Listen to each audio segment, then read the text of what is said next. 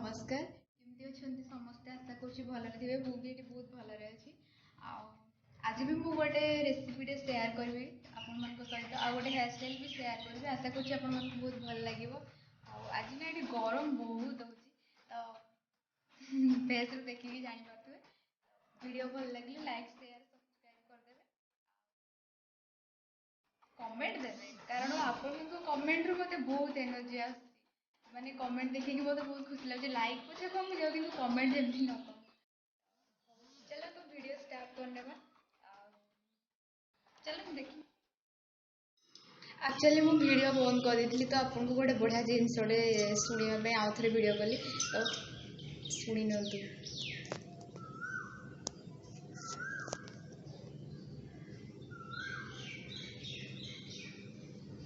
देखुं ना लॉकडाउन है पॉल्यूशन कमीगला जहाँ हो खुशी लगे कि एत सारा चढ़ई मुझे खायापी दे चढ़ई आपण को वीडियो करके शेयर करी देखिए आपण मैंने शुणी भी थे कि मो वॉइस ओवर कला के बढ़िया चढ़ई मान आवाज चली थाए तो शुणी नियंतु टिके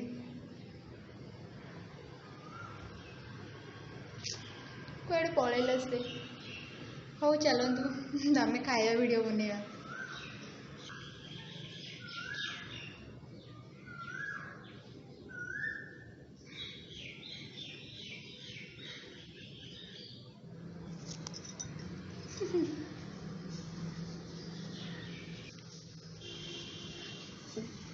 गोटे जगार मु अटा नहीं आसी 4 कपटा से लुण ऐड कली तापर मु गोटे स्पून तेल ऐड कली तापर मु अटा को बहुत भल भाव मिक्स करनेबी टिके अधिक टाइम मिक्स कर जमी अटा मुझे आपको देखली से टाइप पूरा लाइक ही से टाइप करेंगे तापर मु पानी ऐड कर आपन जमी रुटी बनला बेले जो अटा दलिकी रखि था जो टाइप से टाइप करेंगे अधिक मोटा नहीं कि पतला नहीं तापर हाँ तापर बेलिकी बेली दिखाँ तो देखो बेलिकी रही मुझे देखा आपन को केते सॉफ्ट हम तो तापर मुझे घोड़े रखीदेवी किसी समय तापर आउ गोटे जगार मु आलू नहीं आसी आगु सीझे रखी तो से गरम मसला चिकेन मसला धनिया पाउडर आपण पाखे जहाँ भी मसला थी ना आप ऐड करदे चिली पाउडर ऐड करी देन मु पियाज ऐड कली तापर लुण मु ऐड कर स्वाद अनुसार लुण देवे तापर ताको बहुत भल भाव मिक्स करने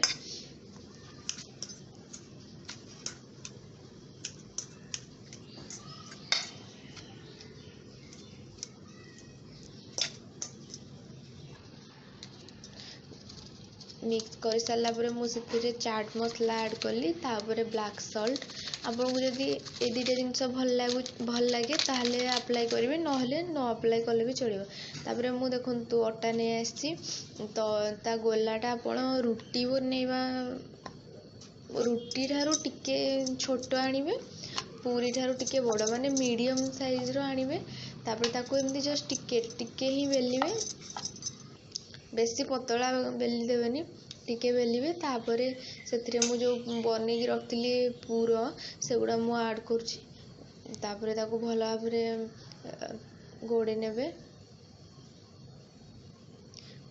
टे अधिक अटा हो जाता से बलीगला तो मुझे काढ़ी नौची तापर मुझे भल भाव प्रेस करके रखी नेबी देखु तापर आउ गोटे बनई देखी दूसरी आपको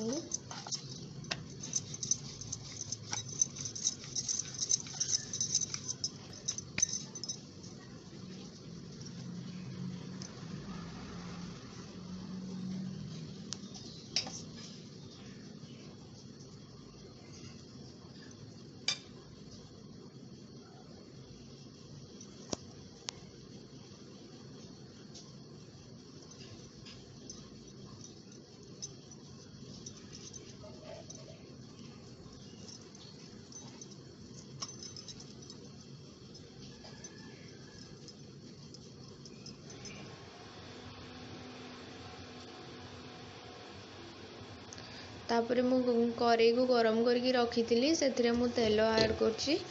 अल्प ही तेल नहीं तापर मु से कचोरी को छाड़िली सेठी तापर ताकू मुझे अल्प तेल देछि ना तो से मु ऊपर तेल गुड़ाक ऐड करछि तापर ओल्टे ने टिके लागी गला तो आप देखिए ओल्टेबे देखो केते सुंदर है कलर भी तो रेडी हो जाए बनिकी देखी नि तो थे तो मु आउ गोटे ऐड करछि